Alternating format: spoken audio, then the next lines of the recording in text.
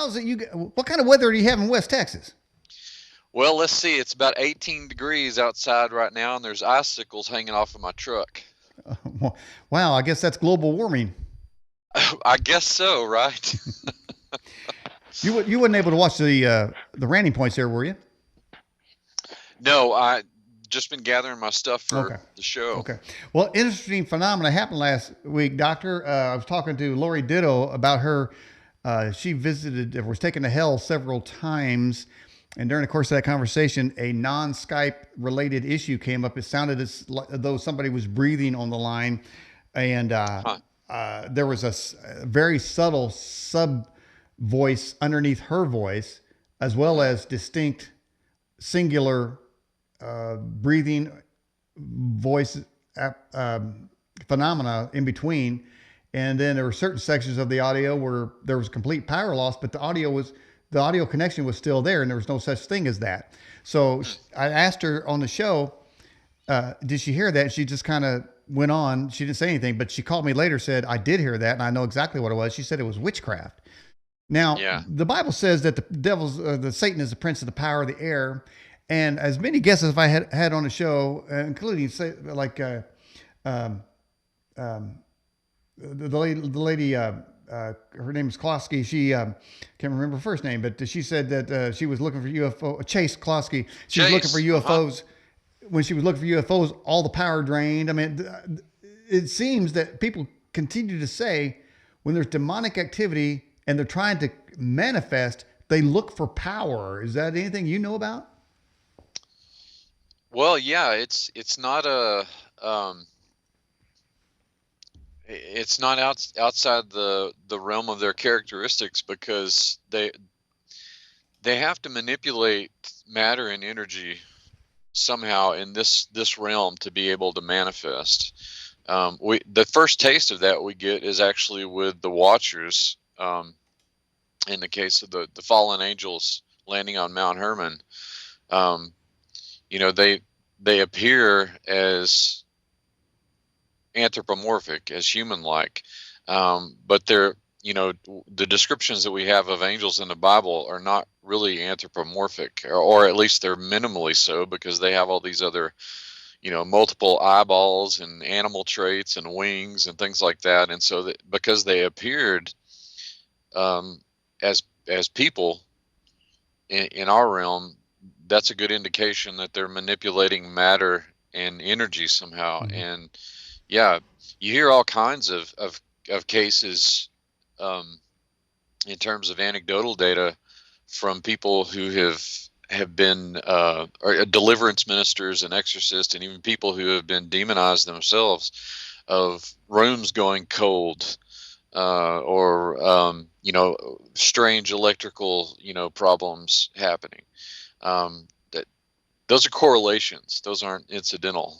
So yeah, I think that there's mounting evidence. I mean, not that there's necessarily a reason to quantify this stuff, but it is quantifiable to a degree. Mm-hmm. Well, that's interesting. You say that. I was ghost hunting, I guess you could say, in a graveyard. Okay, in the middle of the night, and my two sons were there, and we knew that if we were going to hear an EVP on our electronic device, that we needed to eliminate all electronic apparatus, i.e., cell phones. So we turned them all off and put them in the car, locked the car, and when we came back, the phones showed that each phone called the other while they were off.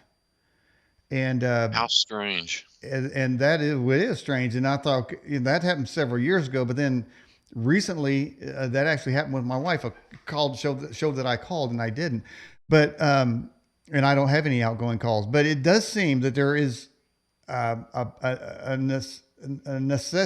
it's necessary for demons to gather power. But when you say they manifest, it's sort of like with wings, or maybe in an animal form or some bizarre form. It seems like that would take more power, really, than a battery pack from a camcorder, would it? Well, and I think that does, and in the cases where they show up like that, they're more they're closer to their otherworldly form, their original form, because the example that I used from biblical passages talking about the sort of theriomorphic or beast-like attributes of angels, that's the original state. That's their natural state. When they come here, they're basically breaching a dimensional barrier, and they because of the physics of our realm, as I understand it, they have to draw energy from it and manipulate it, and their appearance is such, that we get here, and that's kind of what I've been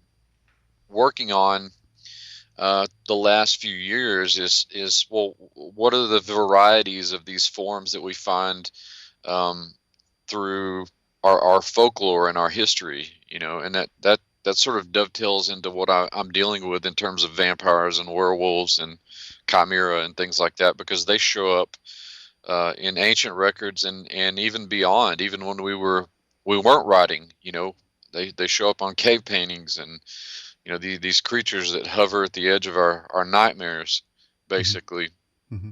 represent a kind of Well, shared experience well, let me ask. of That's a good. different. That's a good point. I want to segue to.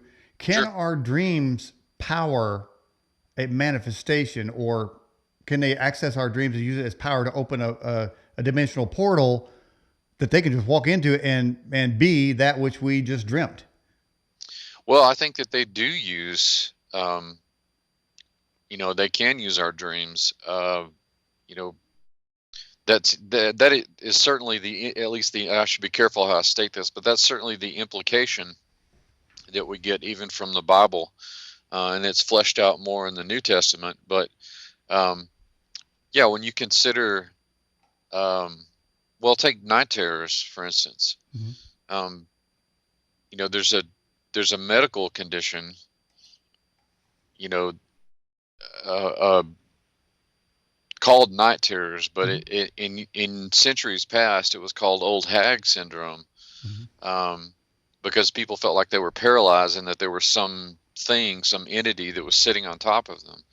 Um, to me, that yeah, there certainly can be an element of the disease there, but it seems to be married with something demonic too, and so I think that that's an example of how these entities are able to, um, if the opening is there, Mm-hmm. to take advantage of our dream states. Mm-hmm.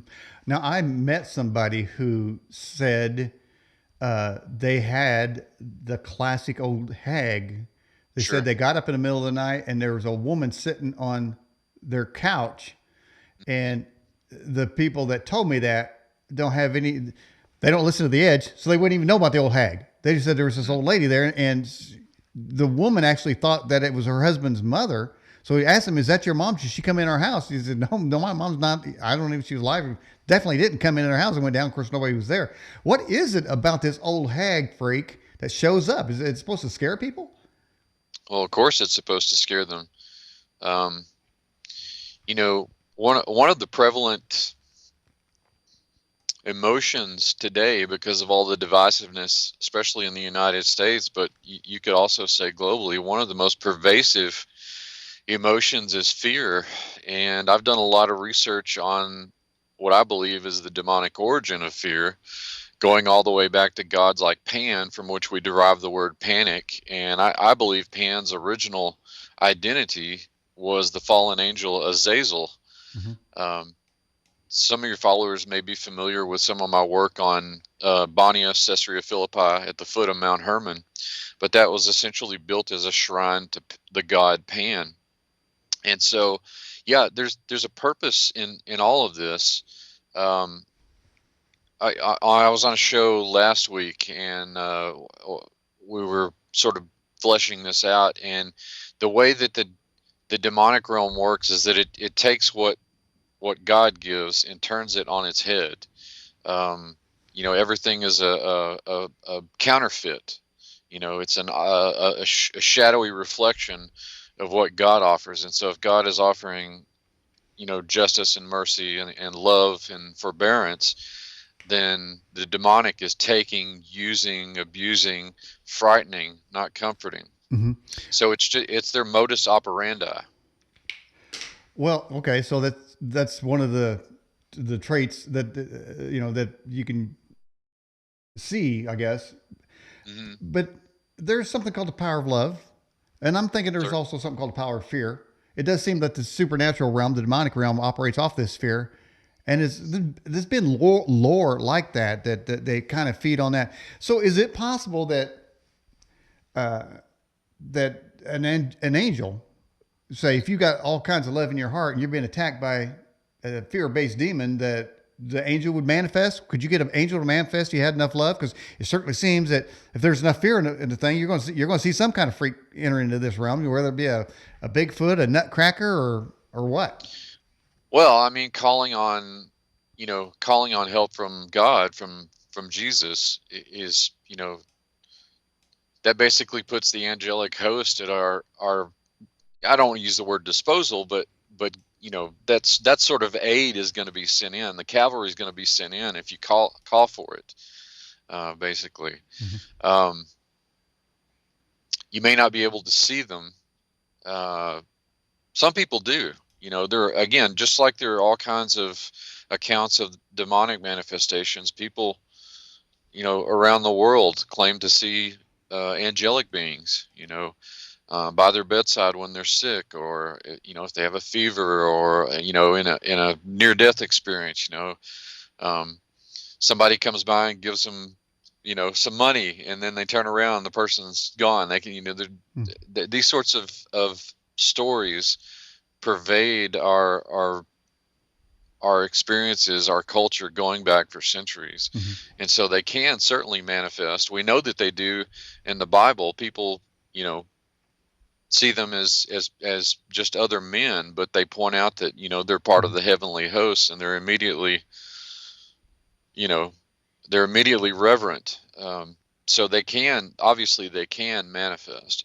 Mm-hmm. And there's the adage in the New Testament about entertaining angels unaware, Mm-hmm. which Well, is let me ask you something. And by the way, let me just do a little housekeeping here. So sure. we have three polls up on our website right now on the left side. One of Hmm. them is, which monster are you most concerned with? And then the second one is, do you believe that demonic activity is on the rise? And well, those are two there. I can't remember can't remember what the other one is. But as we're talking about monsters, so hopefully people take those polls and we'll see where they stand on that. And by the way, Doctor, I got a link to your YouTube. So people will Hmm. click on it's in your bio section. If they click on your YouTube, they should subscribe. We need to get you more subscribers. Sure. Yeah, it's been growing, and I tell you, I've had a lot of fun building it. I didn't quite know exactly where it was going to go, but I, if people want to learn more about that, that's a great medium Mhm. to do it through. And um, yeah, I'd appreciate any support. So if you guys like the content, just come on by. Okay. So right now in our what monsters are you most worried about? Uh, oh, wow. Okay, it's a tie between. Uh, no, wait a minute. It isn't a tie. It looks like Nutcrackers. No, it's a tie between the Dogman and Nutcrackers. Now I got to tell you, Judd. People that know me know that I can't stand Nutcrackers. Okay. I believe with their big gnarly teeth, they get up in the middle of the night. If they're by your Christmas tree, you know that. I've told you. They're going to like, yeah. So All right. anyway, so then the rest of them, we got werewolves, shadow people. The X got 11%.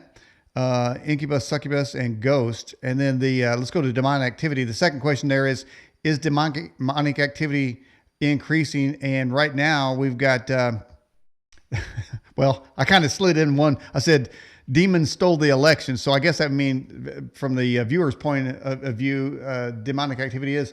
But that's where I want to go with this. You're talking Hmm. about how society is right now.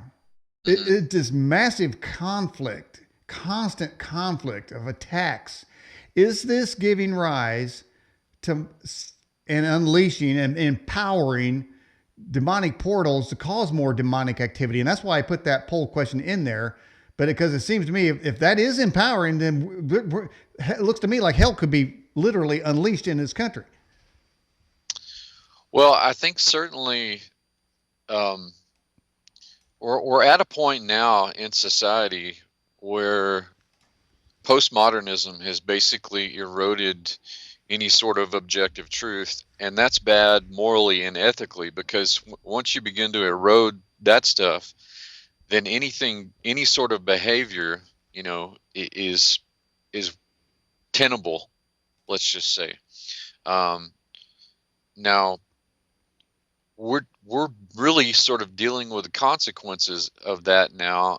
Just look at this past year and all of the rioting and looting and destructive activity that people thought that they were entitled to, um, just because of their sense of indignation, which in some cases may have been justified, in other cases not. What has to happen to a person on a spiritual and a mental level to prompt them to take part in this sort of mass hysteria and destroy people's livelihoods, their properties, their own neighborhoods, in the name of toppling what they see? In this case, the constitutional, or yeah, the Constitution, our the tenets of our government, basically, to topple that, using this sort of violence. Um, and the sort of epiphenomenon of that is that we're divided. We're extremely polar, not only politically but also socially and culturally right now. Mm-hmm.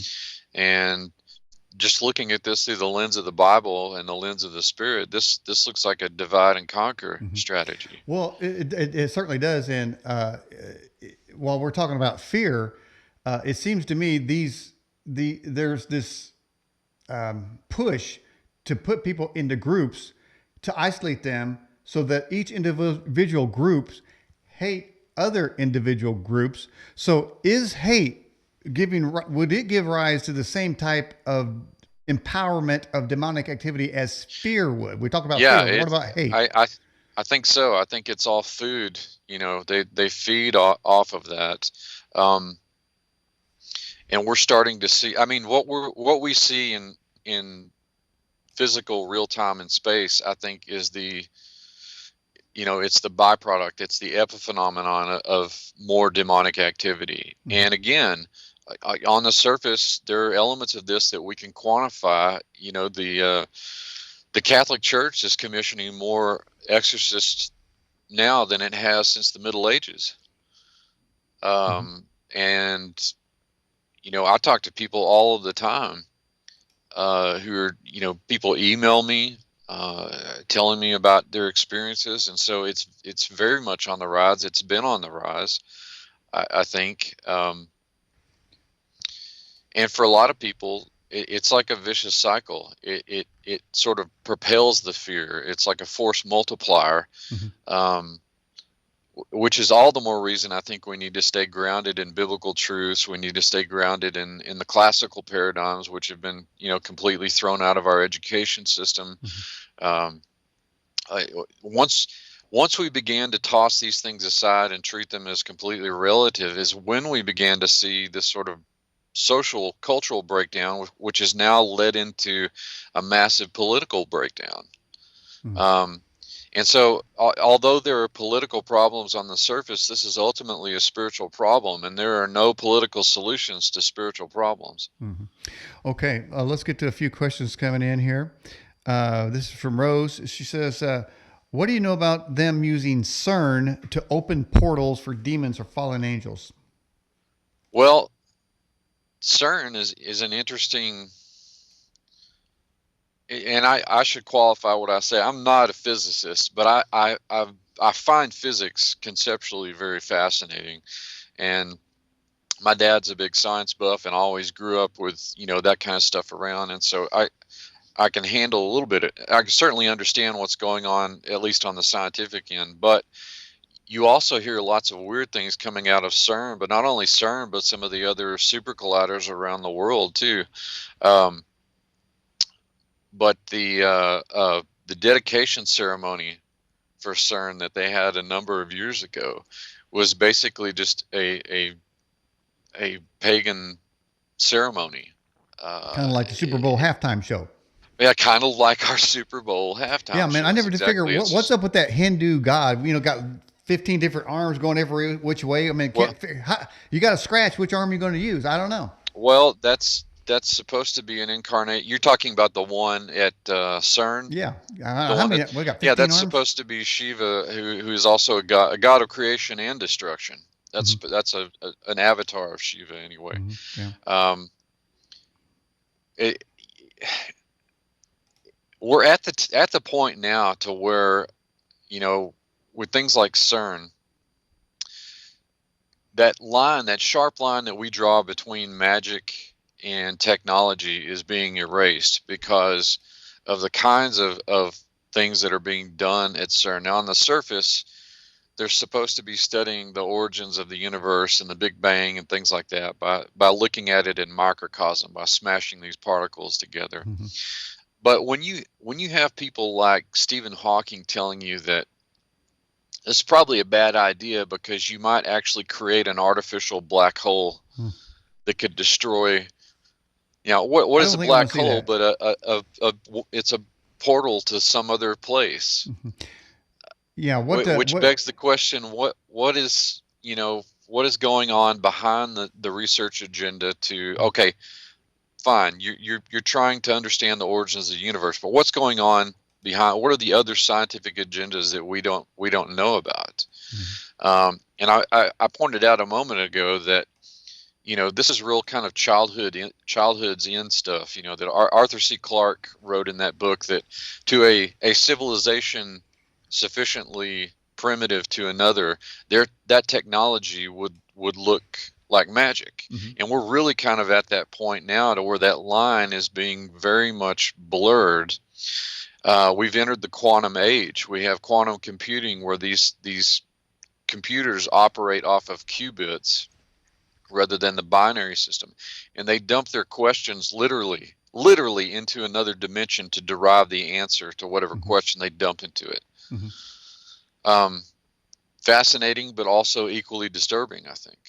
And CERN is another example of fascinating work but equally disturbing, Hmm. because again, you hear these stories from people who work there that say that they've seen entities uh, in the vicinity of the complex. Hmm. Kind of when you were talking there, it kind of reminded me of uh, the movie Event Horizon, where I'm talking about, where the ship goes, Yes, the ship goes, I guess, into a portal or whatever, but it goes right. into hell. It goes into Mhm, evil, and that mhm, evil transferred into the ship itself. The ship mhm, became evil. So that's interesting that it was just like, say, we would say, well, that person is evil over there, but how do we know that car is not evil? Or your Alexis is not evil. Like, we mhm. know it is, but I'm just saying, there again, that goes back to sort of getting energy from various sources. And I guess if we could find a source, if we knew they were tapping into the energy, maybe we could cut them off. But I don't know if that's going to be a possible thing. And now somebody talked about this old hag spirit we just mentioned a few minutes ago, Doctor. They said, could that be Lilith? They say Lilith is a classic old hag. Is that something? Does it something to do with that? Sure. Lilith shows up in a number of sources from the ancient Near East. Of course, most people will be familiar with Lilith from the stories about the Garden of Eden, that supposedly, this was one of Adam's wives, and she uh, refused to submit to him, so she was turned into the queen of demons. Mm-hmm. That's apocryphal, but she actually does show up in Isaiah, where she's mentioned in conjunction with these other creatures, the Sherim, who are basically satyrs, like in Greek mythology, like Pan. But she also shows up in the Mesopotamian material as Lilu or Lilitu, um, and she is not a very nice entity. She's, as I pointed out a moment ago, she's regarded as the queen of demons, but she feeds on infants, Oh. and she steals the virility of men.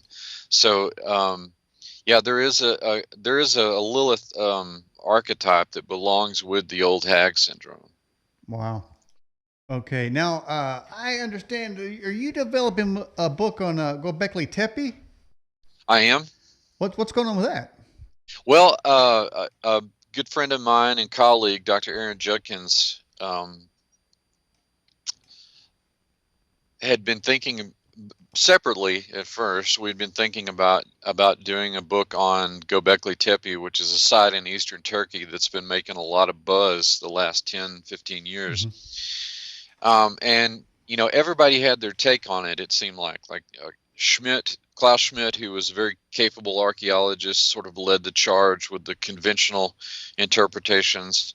The Ancient Aliens crowd had their take on it. The Ancient Mysteries people sort of had their take on it. And we started talking about it. We were fascinated by the site, and I had been teaching about it in my world civilization classes for over a decade. And we said, nobody's really looking at this through the lens of the Bible. Are there any biblical implications? Because that region of eastern Turkey was basically northern Mesopotamia at one time. It's at the headwaters of the Euphrates,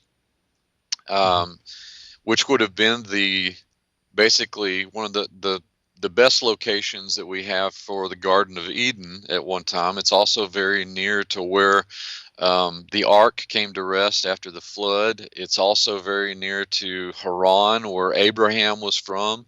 And there have been a number of scholars who have argued that Abraham's Ur was not in southern Mesopotamia like the archaeologist Leonard Woolley pointed out, but was in fact in northern Mesopotamia, close to a modern town in Turkey called Şanlıurfa. And there's a lot of local tradition there about this being Abraham's Ur of the Chaldees. And so there are these overlapping layers of biblical pertinence that Dr. Judkins and I began to look at, and we thought, hey, let's write a book about this. So that's what we decided to do. All right. We've got a question here from Australian Ben, as you may know, maybe one of our previous guests says, is the Jezebel spirit all pervasive in modern pop music? Is this the cause of hypersexual music videos? And, I did a Ranting Points. I don't know if you've ever watched me do that, but I did it on the Super Satanic halftime show last week. And now I don't follow the National Felon League, but I have to do I have to look at it for intelligence reports. I've got to do some intel on the enemy. But that freak, some guy named Week something or Weekend or Week Later or I don't know what week, just Week. He's doing a little Michael Jackson, but he only did like a little scoot. It's like you're not even moonwalkers. Don't even try it like you're a Michael Jackson protege. But the last year, I think was the last year, you had that woman, I don't know who she was. She come out there sliding and grabbing her crotch, sliding across there like right into the camera with a big crotch grab, and her daughter is like 15 feet away in a cage. I'm thinking, dude, this is sick. I don't know what kind of message these people are trying to portray. But so to his question there about this Jezebel spirit, what kind of damage is that doing to the United States? Oh, massive damage. For one thing, look at our divorce rate. We're creeping up on 60%. Now, that in itself ought to be, you want quantification. There's some right there, but this sort of hypersexualized lack of moral decency, that gets shoved in our face. The NFL is one example, but it's on everything. You really have to be discerning about the kind of stuff that you watch, because it's hard to escape the imagery. We're just sort of bombarded by it. And this all goes back to, I think the big turning point for our country, and I do believe that it was demonically influenced, was the postmodern movement coming out of the 50s and 60s, in which you had particularly the 1960s. But this basically threw out objective truth, objective morality, and so we're dealing with the consequences of that right now. The so-called sexual revolution, out of the 60s was also, we're also seeing repercussions of that now. So that you end up with some of the most base, perverse incarnations of programs, like this Cuties Yeah, program. that's exactly what I was going to say. It's like the excuse. I got a feeling that Netflix viewership went up with that show. In some sectors, I'm sure that it probably did. And, I know John that Podesta that probably enjoyed it. well, I mean, it just serves to exacerbate the situation. And it's clearly strategic. It's clearly demonic. Um, What about and the good again, guys? circling back to the postmodernism issue, Mm-hmm. when you erode these basic truths of our society, which are biblically rooted and classically rooted, Mm-hmm. then you're going to end up with the proverbial, crap storm. Mm-hmm. And we're starting to see that now. Well, now doesn't every generation make that claim though? I mean, when the Beatles came out with a mop top and maybe one of them's caught smoking a joint somewhere, say that's the end of civilization, our kids are ruined forever. I mean, boy, do we pine for the days when was the worst of it. Yeah. Now they got their pants falling off, they got tattoos, they got earlobes with like stretched out and pink hair, and they don't know what sex they are. I mean, it does seem like every generation makes that claim, but it seems to me we've got sort of a rightful claim to it in this time, from what I can see. Because Right. but I can see even back in the 50s, when girls stopped wearing dresses to church, because there was a time we didn't. When the girls wore dresses and the guys wore slacks and a tie going to school, and of course now you know what kind of mess you got now. So is it just generational thing, or are we in the most decadent, nasty ever? Well, a lot of the differences that you're talking about might have moral implications, but those generational changes, just looking at it anthropologically, a lot of those are cultural and not necessarily moral. There may be moral judgments placed on them, but if Judeo-Christian principles have been our benchmark since our founding, then I would say that we've moved, considerably more, several orders of magnitude more away from that than the sort of generational criticism that you're talking about. Because you're right. I mean, that happens, with every generation.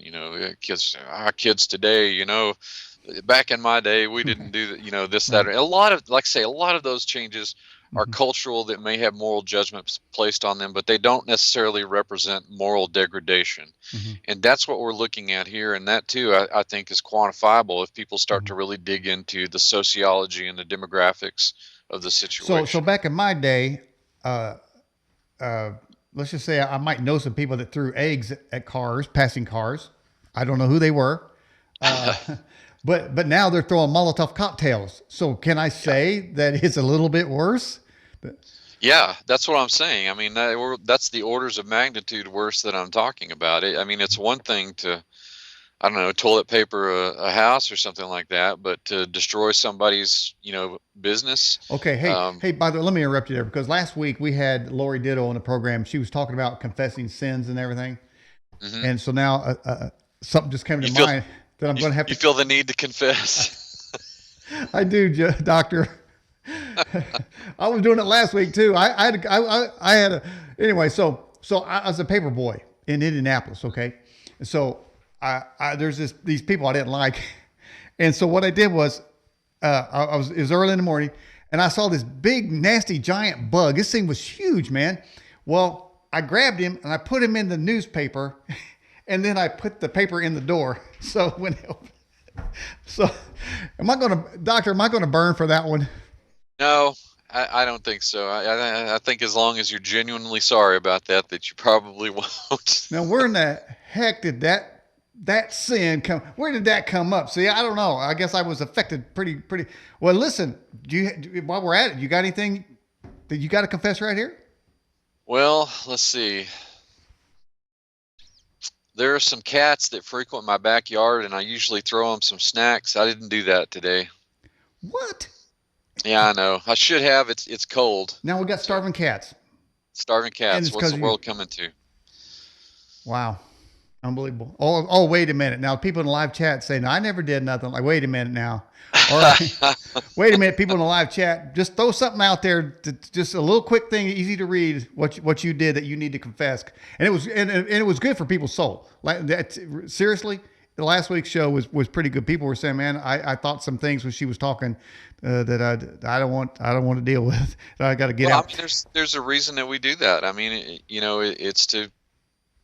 it's not only good for us, but Okay. it keeps us it keeps us on the level we need to be with God. It keeps us in the proper place, gives us a proper perspective. Mm-hmm. Okay, let's get to another question here. Australian Biz says, "Good day, Daniel. Looking forward to Jed's thoughts on the Black Awakening." Now, I think that is a term that we've heard here by Rush Dizdar. What do you think about that? Rush Dizdar. Mm-hmm. Oh, I think there have been people who've called it different things. I think Russ has done a good job of really articulating what exactly that means. And all the various tendrils, that his thesis has, reaching into, our own bureaucratized government and, our PSYOPs programs and just the sort of, weapons research, how all of that ties together with a lot of this. And I think we're starting to see, elements of that too. Mm-hmm. Actually, it was Russ, I think, that showed me a video clip one time of a couple of girls in England who were running across a freeway, basically, and they both got hit multiple times. Wow. And they got back up, like, they were a little disoriented to begin with, but they got back up. And his thinking was that this is an example of the kind of supernaturally informed genetic manipulation that's taking place right now. Yeah, a few years ago there was a big thing of people stripping, getting naked, and running down the freeway, and had superhuman strength. They said it was salt, but I don't really believe that. I'm thinking that was a dark awakening. By the way, we have a confession to report, Dr. Judd, on the chat. They said we put a catfish in a toilet.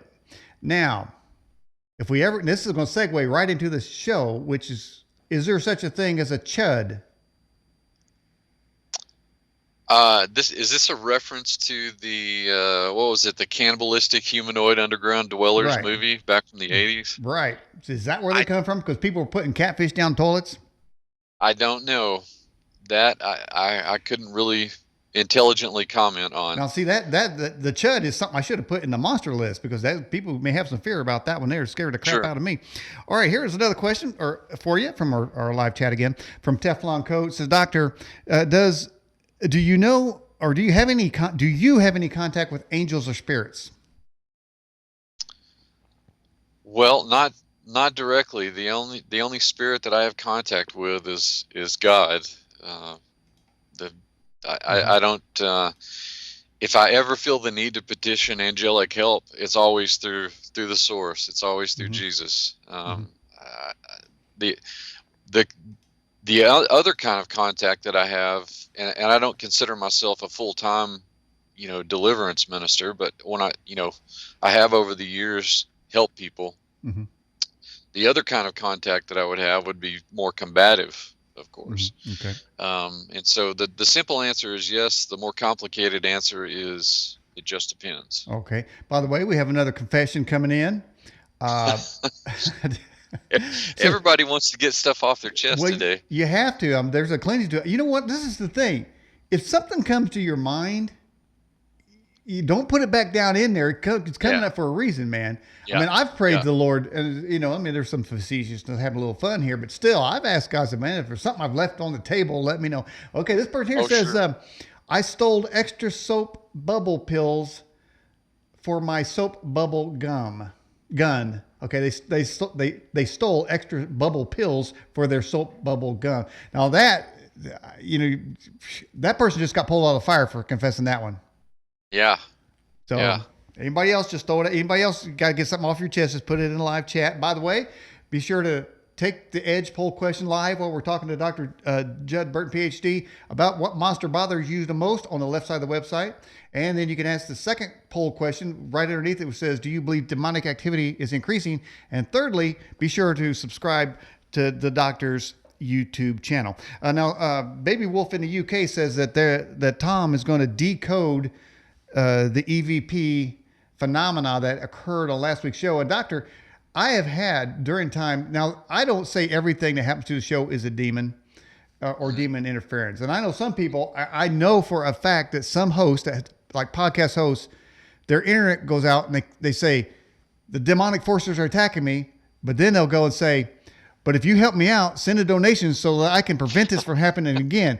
And I'm thinking, wait a minute. Okay. I don't think that's how it's supposed to work. No. So I really, and really when it comes to these kinds of phenomena that we're talking about, whether it be werewolves, apparitions, vampires, you have to go through a checklist of some sort, don't you, to say, is my imagination or is this real? Mm-hmm. Yeah. And I mean, again, we're so impacted and affected by pop culture. These stories have made good fodder for all kinds of movies and books and entertainment, and our pop culture is rife with all kinds of series on vampires and werewolves and zombies and witches. And so it's sometimes difficult for people to sort of strip away the literary or the television or cinematic veneer. In other words, don't think Bela Lugosi or Frank Langella or Christopher Lee when you think of vampires, as entertaining as those guys were. Think of this as a demonic entity, as a real demonic entity that people have experienced all over the globe in various shapes and sizes and forms. And the stories that remain are representative. And I again, looking at this through the lens of anthropology, these stories were preserved for a reason. They still continue to have functions within those societies as cautionary tales, as moral deterrents, and I would add that they represent real experiences and real space and time that these people had with something supernatural. Now, plug that into the biblical worldview, and you immediately get the sense that these things don't have the best interest of their interactors or victims, as is usually the case. They don't have their best interests at heart. And the research that I've done over the last several years, and I've spoken about this at conferences, and I've got a perspective book on tap, and I just developed a new certification coursework module that people can learn about these things. But the research that I've been doing ties all this back into the pre-flood world, because you see a lot of the blueprints for things like vampires and werewolves and even witchcraft and zombies and things like that in the activity that's going on in the pre-flood world with the Watchers and the Nephilim. The disembodied spirits of the Nephilim are described as being bloodthirsty. They were bloodthirsty in their life. They were bloodthirsty as spirits, and they're always looking to inhabit. They carry with them the legacy of all of this not just practical knowledge, but occult knowledge that the Watchers taught humanity in exchange for genetic access to them. And so, again, when you have to strip away the cinematic, you have to take the European noblemen and the fake fangs away from these creatures to begin to take them seriously. And it takes it takes that leap, I think, to begin to look at them past the cinematic, because we're so conditioned by our popular Well, culture to there is think about them. there is the cinematic aspect of it, but I think we're also discussing that there's a reality to some of these things. Yes. Doctor, when somebody is saying, let's say they have a chronic illness, and then they have another illness, and then financial things hit, and then some family member, something happens to them, when there was a cascading amount of events, at what point should that person stop looking for chance and, you know, other natural factors? At what point should they look at supernatural factors being the source of their troubles? Well, if that person is walking with the Lord, then multiple multiple occurrences like this should tip you off that this might not be incidental. This is probably demonic. And we also have to remember that there are times that God allows us to be tested by those kinds of trials. Um, so it takes a good deal of discernment, I think, and no small amount of prayer to be able to make that decision. Now, Chuck Bam says people are seeing an increase of the Dogman apparition, which is one of our monster questions. Doctor, is there such a thing as a Dogman? I think with all the accounts of Dogmen, I think they belong under the larger umbrella of were creatures, werewolves and were hyenas and things like that. So it doesn't surprise me that they're starting to crop up in larger numbers, because quite frankly, they've existed, again, going back to the pre-flood world, and probably at that point when the Watchers are creating these chimerical creatures. They're mixing human genetics with animal genetics, and we live with the legacy of that, even to this day.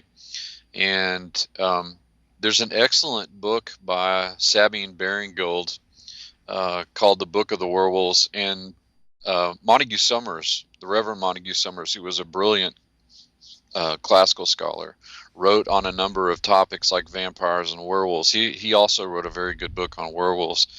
I know that I would probably recommend Baring-Gould's book first, but this will give people a broader idea of where the Dogman lore really begins, within the context of not just old world folklore, but there's a lot of, in the case of the Dogman, we're talking about the folklore of the Americas, the indigenous Americans.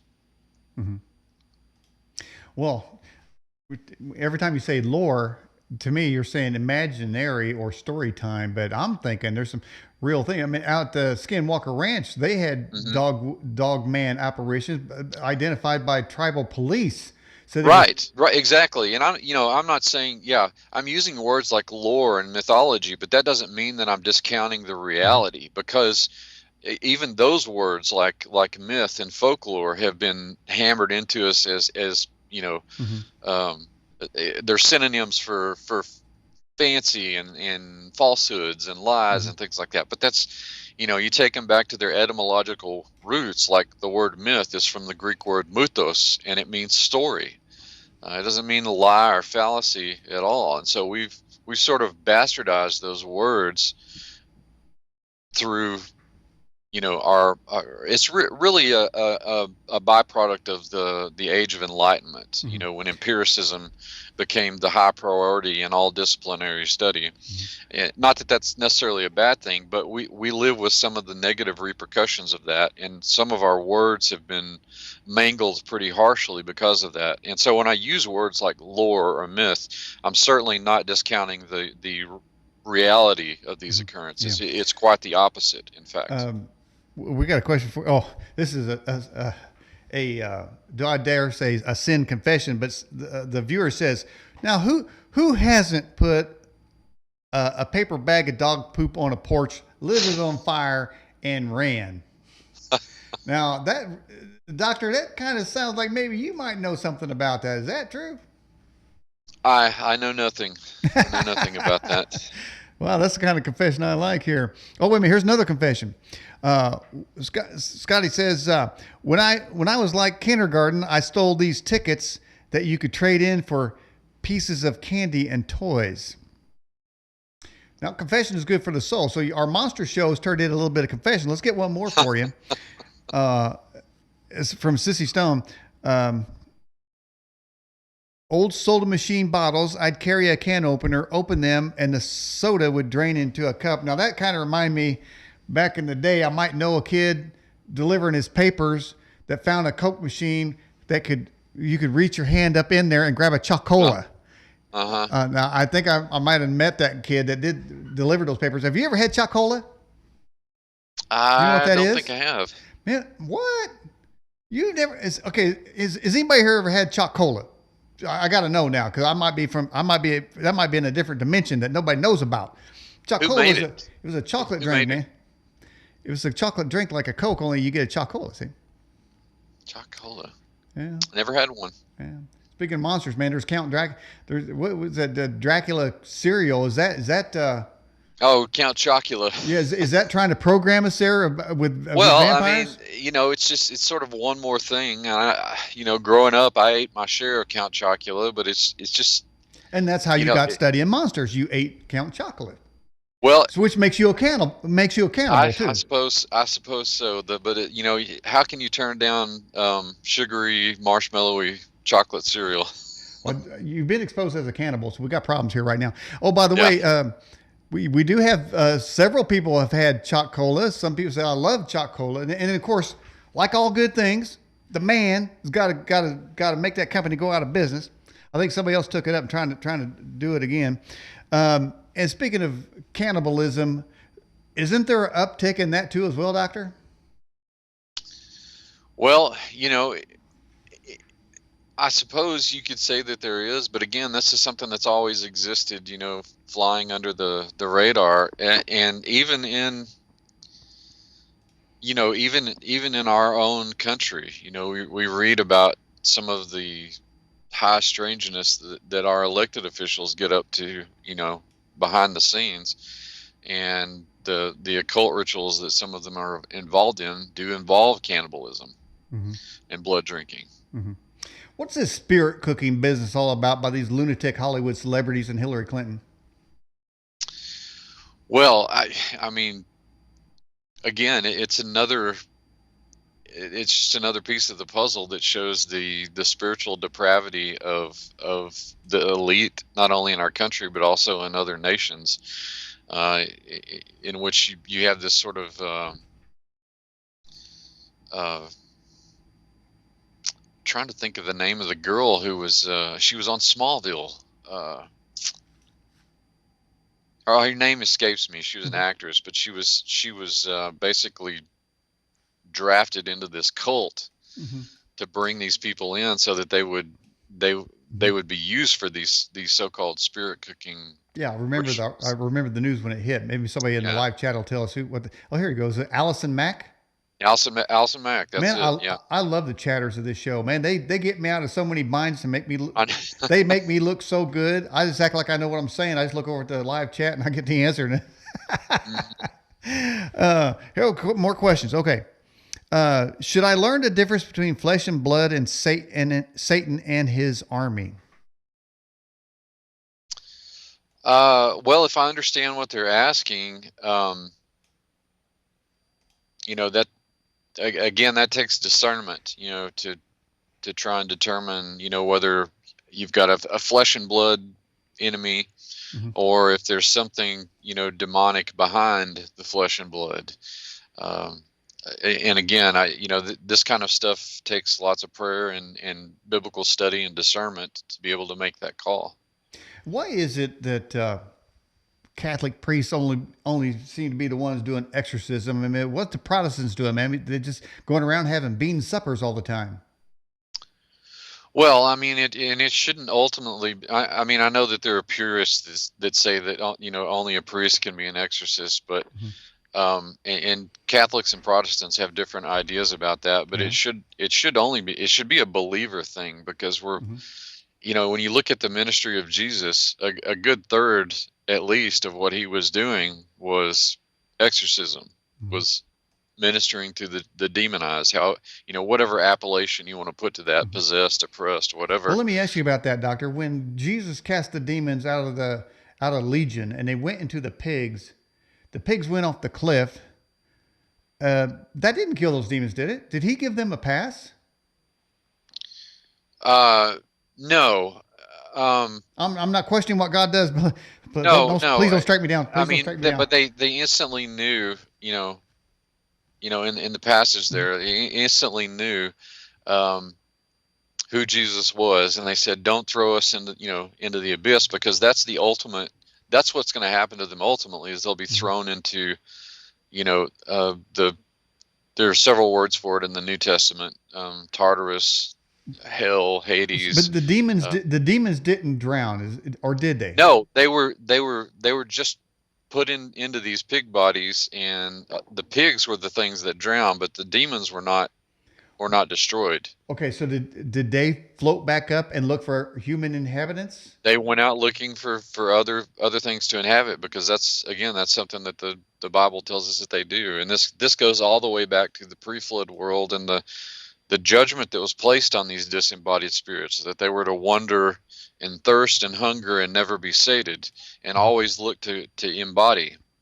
Hey, give me a. But there's a footnote, interesting theological Mhm. footnote, that I'd like to put to that. Um, that was the first instance of deviled ham in history. Wow, I think I've had an effect on you, man. You have. Wow, that's a good one.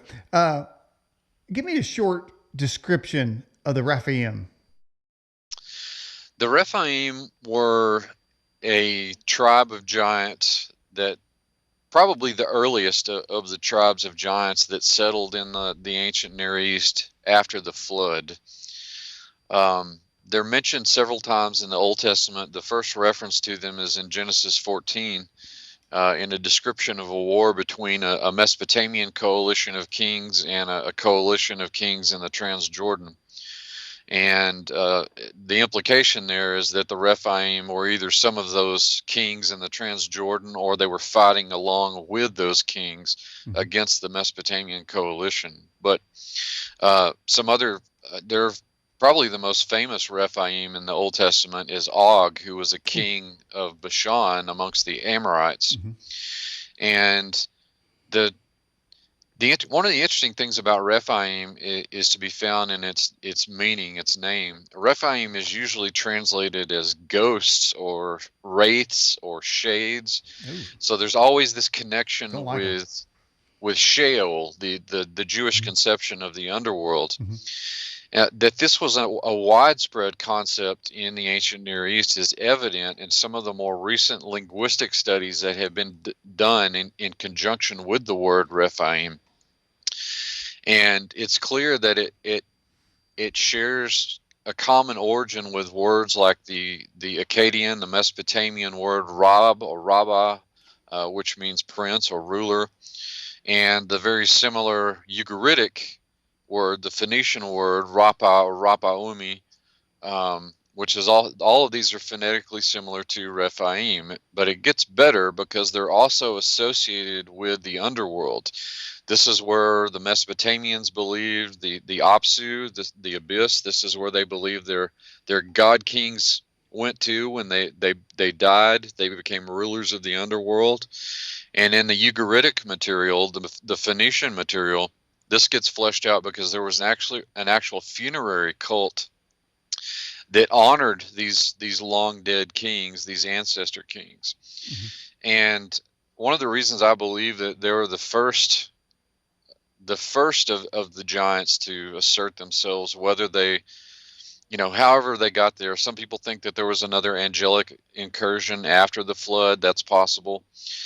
But I believe that these were literally the first kings, the first rulers of civilizations in the ancient world. Because when you look at um, virtually all all early phases, embryonic phases of city-states and civilizations, the people believed that their gods and their rulers, in fact, believed that they were either gods themselves or representatives of the gods, sort of semi-divine beings, uh, and they were autocratic, oppressive rulers. So almost across the board, and people, scholars without any inkling of faith or belief in a higher power will tell you that almost without fail, the earliest civilizations were all theocratic monarchies. Their religion and their politics Wow, that's were all in the same boat. one heck of a short answer right there. Hey, let me drag you into controversy because Okay. you don't have enough. Do you eat pork? I do. Okay. How's that for a short answer? Wait a minute. I thought I was going to get something more than that. I thought I was going to get another your regular short answer.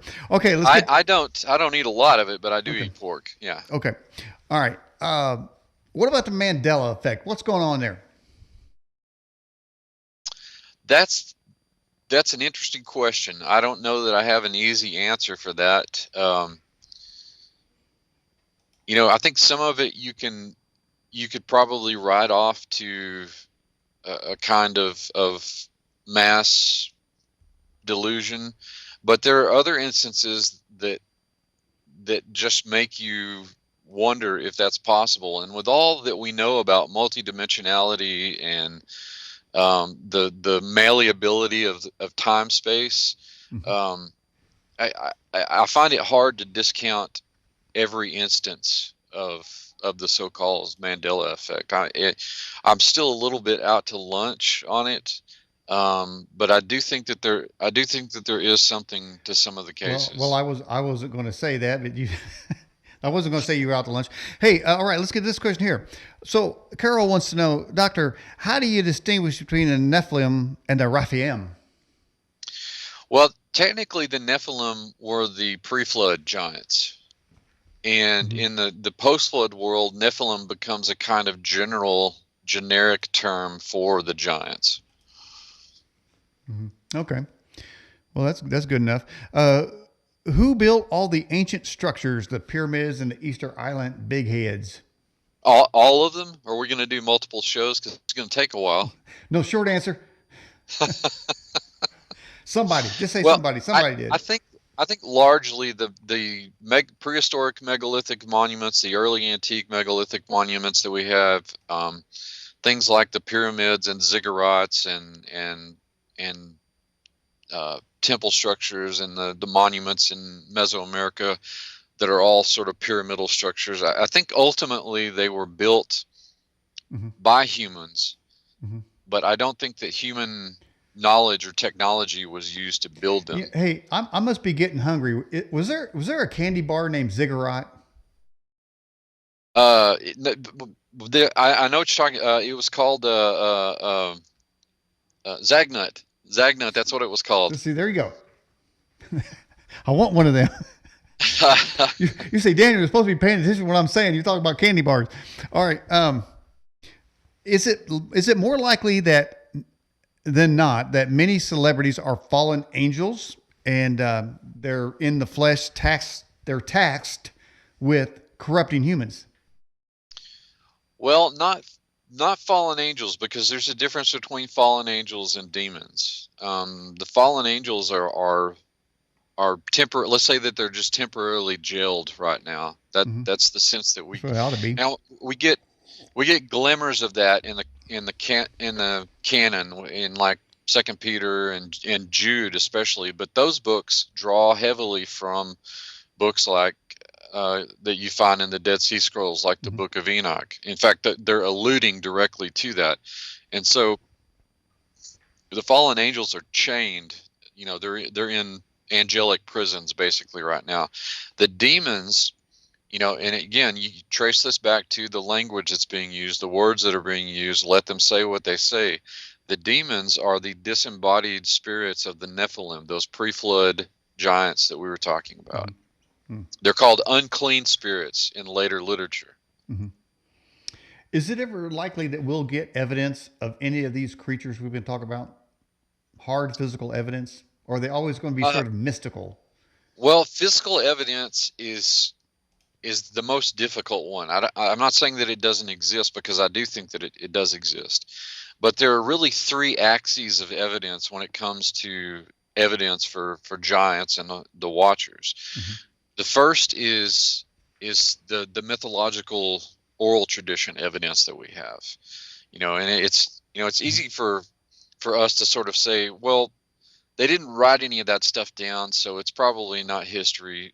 Well, that doesn't make any sense, particularly if you're looking at it anthropologically, because we know that there have been multiple cultures who have these redundant cultural mechanisms built into their traditions, so that the accuracy is maintained even without a written language. The Druids, even the Hebrews, before they had a written language, had this stuff. The Anasazi in the American Southwest were these amazing astronomers, and they would pass these uh, uh, this information about astronomical events that wouldn't happen for 5 generations down, and they did it so well that that generation knew exactly when and where to look for them. So that stuff just doesn't hold water. So there's always an element of historicity in the mythological and the oral tradition. And then you have the actual text tradition, which is the second axis. That's the purview of historians. It's the written Did you material say that's left. historicity? Historicity. What the hell is that? Historicity. That's the value. That's the historical value of something. Oh, okay. All right, go ahead. Yeah. And so the text, we've got plenty of text that talks about this stuff. And then, of course, the smoking gun that we all want is the physical evidence. And we find that, sort of piecemeal around the globe. Now, everybody, including myself, wants the articulated skeleton, complete skeleton Right. of one of these giants. And it's been arguable that they've been found in the past. It's just, where is it gone? Some of it's probably been obfuscated purposefully. Well, Some of it is probably still waiting in a museum basement somewhere. Well, here's what I say about Bigfoot. If he's a myth, bring him to me in a bottle. If he's a monster, bring him to me in chains. Well, there was a movement, I guess, back within the last 15, 20 years or so, to actually find a specimen. And there were members of this group that wanted to find the physical specimen, and they were willing to actually to hunt a Bigfoot to produce the physical specimen. Whatever became of that, I don't know, but some people posit that Bigfoot has both spiritual or supernatural and physical attributes.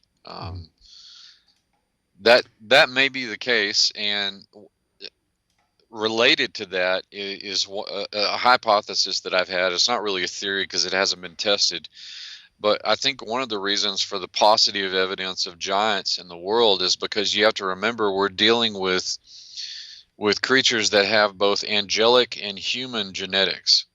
So you have genetics from another dimension. So it may be that when they decompose, there's an interdimensional component to that, and we can't predict how they physically decompose. Right. But it does appear that would fill the gap with a lot of sightings and then disappearances as well. Certainly.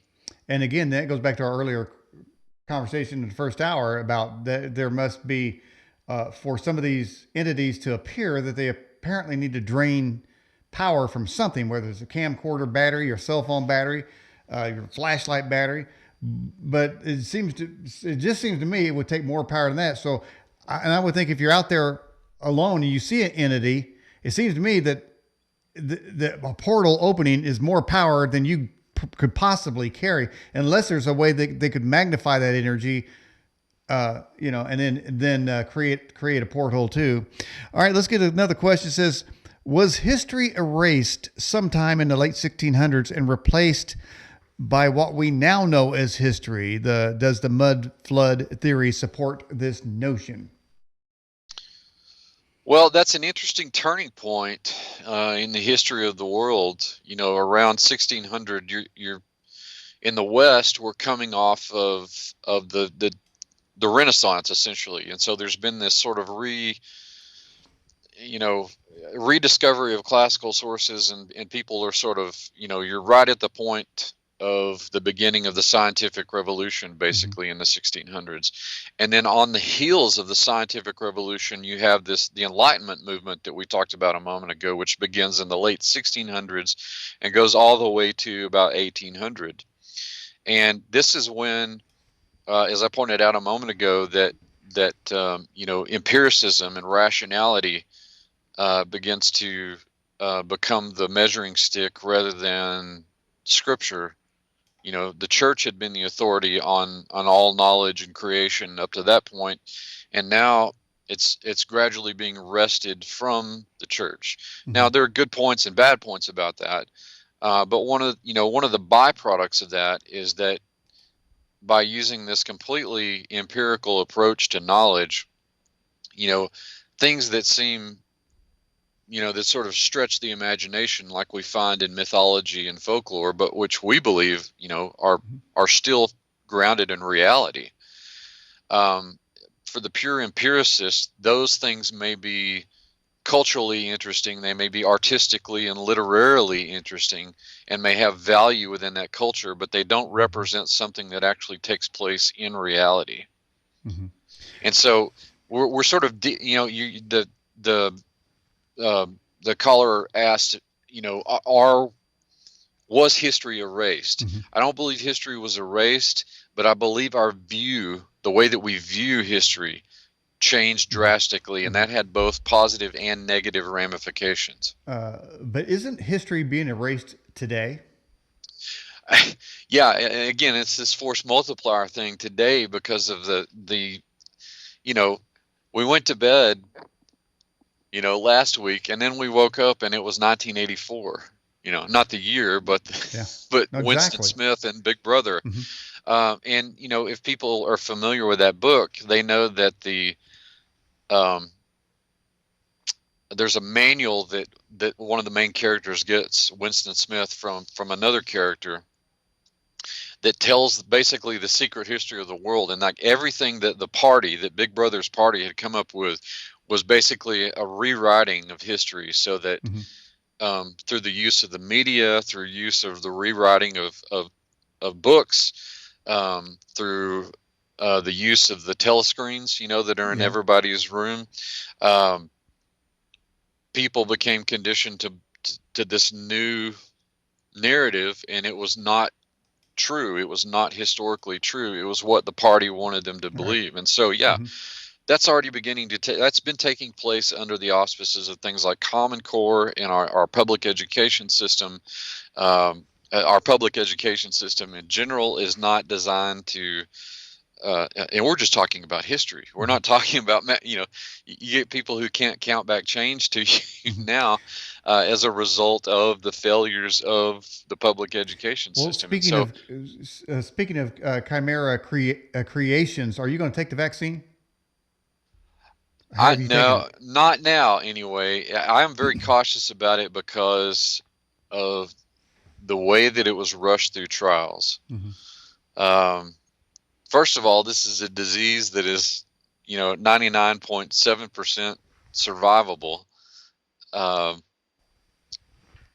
but Mm-hmm. I have serious reservations about any drug that is rushed this quickly through Mm-hmm. trials, no matter what the conditions, supposed conditions are, Well, that are causing it to it's go through. ironic. They seem to have had millions of doses ready to ship out before it was approved. Now you would Hmm. think, suppose they didn't approve it, so you got to tweak that a little bit. All those millions of vials, injections going back to the lab and getting adjusted. Something's off here, doctor. Well, and it's my understanding that the Moderna vaccine is that's the mRNA based vaccine. Mm-hmm. And that one really gives me pause because um, if people know what messenger RNA does, you have DNA in your Mhm. cell, and I'm not a geneticist, but I was exposed to basic genetics in the course of my physical anthropology classes because we studied all kinds, anatomy, morphology, those kinds of things. The way that our DNA works is it's a blueprint. Messenger RNA works off of that blueprint, but now that's our own messenger RNA. Now we've got a foreign messenger RNA in this vaccine that's being introduced into our body. What's it going to do with the basic component parts that are around it? What blueprint is it working off of? Satan's. Uh, I mean, it, it's it's it's pretty scary stuff, and I'm not saying that that it's all necessarily nefarious, but it should mhm, give people pause. mhm. Just the I'll conditions say that. it. I'll say it's nefarious. I don't care. Well, What are they going to do? you Cut my know, YouTube channel off? it, Do you know they cut my eh, YouTube channel off on Christmas Eve when I was singing Christmas songs? you're kidding. No, and it was karaoke style, because I thought everybody's stuck in their house, so I thought I'm going to have a Christmas Eve sing along. Some of the classic Sure. Christmas. So I was singing White Christmas, and YouTube just cut me right off. Said copyright. It was a karaoke song. Okay, and I was sounding pretty good, I gotta say. But anyway, they cut me off of that. That was monster right there. Hey, listen to this story just come in. It says, Dr. Burton, several years ago, I was sleeping in my camper. I was sleeping very sound, and in the middle of the night, something pushed me straight up into a seating position, and in a daze, wondering why am I like this. And then at that very moment, the outlet next to his bed burst into flames. Do you ever come across stories like that? Wow. Well, that's a new one. Um, I've certainly heard of people being, awakened in the middle of the night and just shooting bolt upright. Um, with that sort of fight or flight, kind of Mm-hmm. kind of sense when they wake up. They're tense, and Right. they might be sweating, and um, you know, they might hear a loud sound or something in the house or something Mm-hmm. like that. But I've never heard of an outlet Mm-hmm. bursting into flames. But Have you had any spooky supernatural attacks like that? I, well, I used to, when I was a kid, I used to put stacks of coins, my spare change. I'd Mm-hmm. never like lay it out on the dresser. I would put stacks of coins. I would stack them up on my dresser, and I put them in one place all the time. And there were a few times where I would, go through my routine of coming in from school or whatever, putting the change in the little stacks, and then when I would come in to go to bed, um, they'd be moved to other What? places. Now we're getting Um, somewhere. yeah, and you know, my siblings had similar experiences, Mm-hmm. and um, but we were all, for lack of a better word, we were all trained how to deal with this stuff. We knew that it was probably demonic, and we just took authority over it.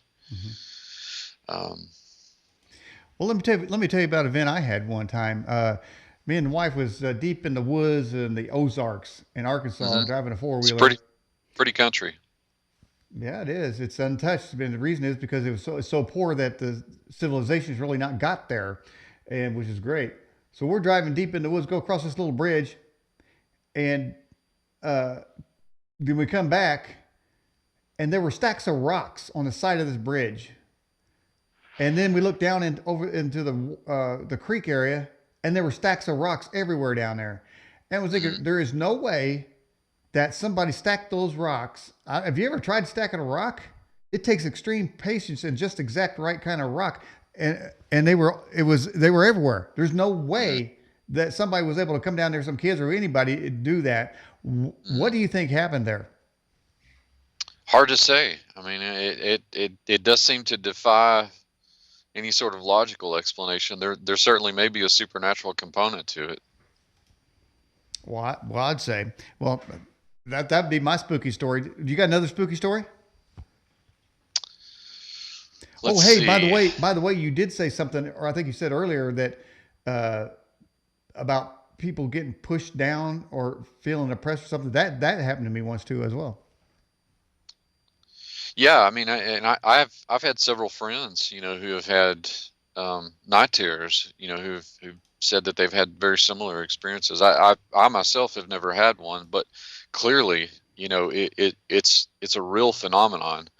Um, that now the psychiatric community will give their slant on it through the what the DSM or whatever, but there must be some sort of supernatural component to it as well. As long standing as it's been around, and as long as it's been associated with this sort of archetypal hag figure, and that goes back centuries, if not millennia.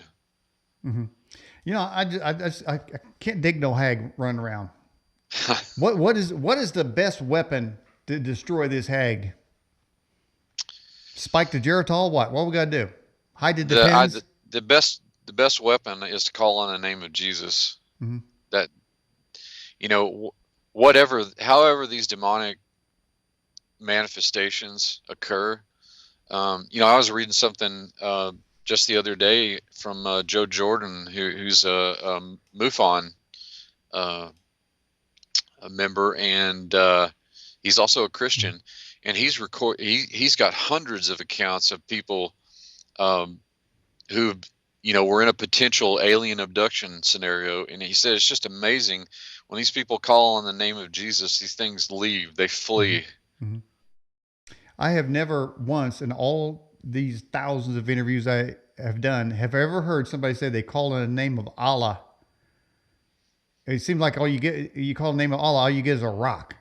Yeah. Nothing big ever happens there.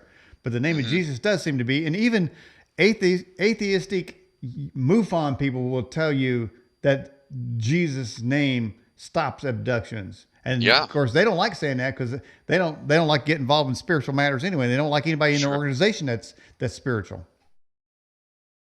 Yeah, absolutely. But I mean, clearly, again, if we're trying to quantify all of this, quantify the supernatural, if such a thing is possible, there's more evidence right there. There is compelling evidence that these things are demonic, but they're taking these different forms, and that's why I called, whether it's vampires or werewolves or what have you. That's why I called this new program that I'm offering through the Institute preternatural morphology, because the Mhm. preternatural part is supernatural. The morphology is the form. That's the study of the form that these demons take. Is is Nancy Pelosi a manifestation of the hag spirit? Well, you know, all joking aside, yes, in many ways. Uh, Clearly, she's not operating uh, with a humane Hmm. trajectory. Hmm. I mean, she clearly doesn't have much common sense. Yeah, she's not all Uh, there. you know, and she has her peers, in the hallowed halls of Congress. Hmm. Well, Dr. Burton, we're near the end of the broadcast here. Let's go ahead and check in with our Edge poll. As you know, we have two polls up there regarding tonight's interview with you. One's the monster poll, the other is a demonic activity poll. So let me just Hmm. go over here and see how the people voted. So for the what monster are you most worried about? The results say it's still a tie. Started at the beginning of the broadcast as a tie between the Dogman and Nutcrackers. And then it's like a five-way tie between werewolves, shadow people, the X. Whew, there's a monster right there. Hmm. Incubus, succubus, and ghost. So now let's go to the second poll relating to this broadcast. Demonic activity, is demonic activity increasing? And let's get the results on that. And I stuck. I stuck. Demons stole the election, which would prove increasing demonic activity. But second, then is yes, demons everywhere, and uh, while there may be some demons that are just mean evil people. In the final minutes of the broadcast, Doctor, how can we discern and know if somebody is even human and not a demon manifesting as a human? Well, before you go into battle, you have to have preparation, and that, in this case, that involves biblical study and not just cherry picking verses. It involves vast amounts of prayer, and it involves discernment, which is given by the Holy Spirit.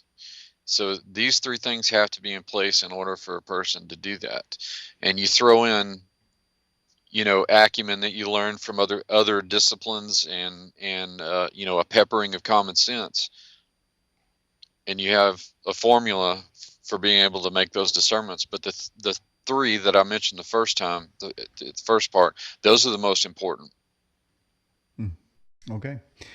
Well, Dr. Judd Burton, I appreciate you coming back on the Edge Television broadcast. Can we have you back again sometime? Absolutely. I love coming on your show, Daniel. Right on. Any final thoughts for the folks?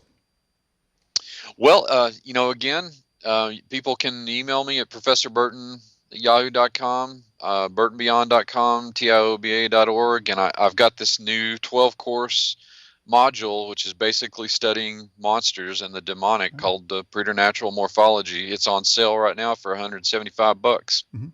Wow. And the easiest way to get that is through your website? Yeah. You can probably the best way is to email me first. Email you first? Okay. And we'll get you registered. Okay. And folks, don't forget to subscribe to his YouTube channel. All right, Dr. Burton, I appreciate you coming on the broadcast. Keep your salt, silver bullets, and cross and holy water handy, because you may come across a monster sometime. You might. All right. Bye-bye.